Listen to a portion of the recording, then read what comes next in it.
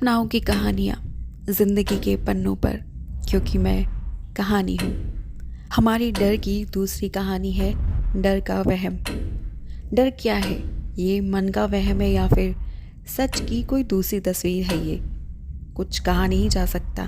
और ना दुनिया में न जाने ऐसे कितने लोग हैं जिनको इन सब का पूर्वाभास भी हो जाता है, लेकिन ये दुनिया ऐसे लोगों की किसी पागल से कम नहीं समझती। क्या वाकई में ऐसा कुछ भी होता है या फिर ये सब हमारी एक कल्पना मात्र है? चलिए जानते हैं इस कहानी में। मैंने मसूरी में एक बहुत ही बड़े और बहुत ही पुराने स्कूल में एडमिशन लिया था और मैंने वहाँ के बारे में बहुत कुछ सुन रखा था, लेकिन मैं बहुत एक्साइटेड भी था अपने एडमिशन को लेकर। फिर क्या, मैंने पूरा कैंपस देखा और मैं बहुत खुश था वहाँ जाकर। लोगों का मानना था कि वहाँ पर कुछ ना कुछ ऐसा अजीब व गरीब होता रहता है जो इंसानी ताकतों से काफ़ी परे है, लेकिन मैंने अभी तक ऐसा कुछ महसूस नहीं किया था। खैर, होता भी कैसे, क्योंकि मेरा वहाँ पहला ही दिन था। मेरा एक दिन का अनुभव यही कह रहा था कि ऐसा कुछ भी अजीब व गरीब यहाँ नहीं है। मैं भी पूरा कैंपस देखते देखते अपने हॉस्टल के रूम में पहुँचा। वहाँ मेरा रूममेट पहले से मेरा इंतज़ार कर रहा था और जैसे ही मैं वहाँ पहुँचा उसने मेरा बड़े ही गर्मजोशी से मेरा वेलकम किया, जो कि मेरी एक्सपेक्टेशन के बिल्कुल अलग था। आमतौर पर जब भी आप कहीं किसी भी नए कॉलेज या स्कूल में जाते हो तो आपकी खूब खिंचाई होती है, लेकिन ये तो बिल्कुल उल्टा ही था।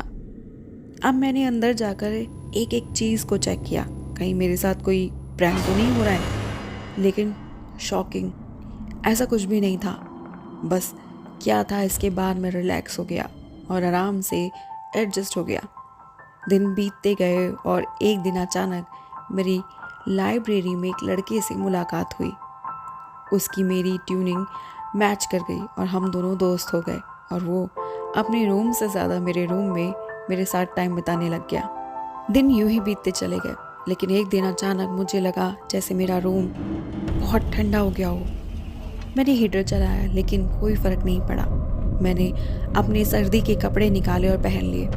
यकीन मानो, उस दिन मुझे ऐसा लगा जैसे सितंबर के दिनों में दिसंबर और जनवरी की ठंड हो रही हो। मैंने हार कर फिर अपनी मेंटेनेंस डिपार्टमेंट में कॉल किया, लेकिन उसने कहा कि ऐसा तो हो ही नहीं सकता कि आपके रूम का एसी ख़राब हो गया हो। आप एक काम करो, कुछ टाइम बाहर घूम लो, तब तक मैं इसको रिपेयर करवा देता हूँ।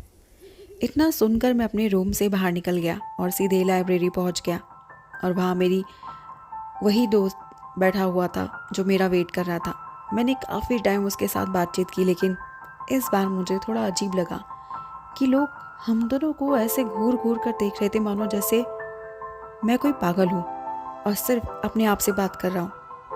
कुछ देर के बाद मैंने अपने उस दोस्त से कहा, चल यार, मैं अपने रूम में जाकर चेक करता हूँ कि एसी ठीक हुआ है या नहीं। बस इतना कहकर मैं वहाँ से निकल जाता हूँ और जैसे ही रूम के बाहर पहुँचता हूँ तो हॉस्टल के बाहर बहुत सारी पुलिस कार और एम्बुलेंस खड़ी थी।